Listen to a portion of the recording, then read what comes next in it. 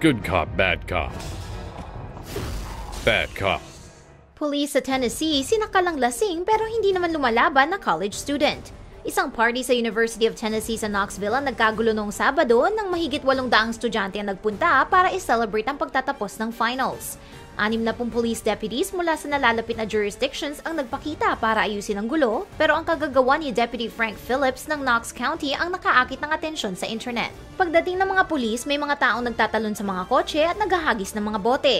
Ang 21-year-old na si Jared Dotson ay naaresto para sa open container at napalakad ng isang block papunta sa naghihintay na police van. Napansin ng freelance photojournalist na si John Mesner na naaresto si Jared at kumuha siya ng mga litrato. Habang hinahandcuff ng dalawang officer si Jared mula sa likod, sinakal ni Deputy Frank Phillips si Jared gamit ang dalawa niyang kamay. Sa mga litrato ni Mesner, makikitang hindi nilalabanan ni Jared ang mga pulis kahit na siya ay nagsimula ng mawalan ng malay. Si Jared ay nakasuhan ng resisting arrest kahit na hindi siya lumaban at siya pa ay nasakal hanggang sa nawalan siya ng malay. Pero salamat sa mga litrato ni Mesner, si Deputy Phillips ay nawalan ng trabaho kinabukasan.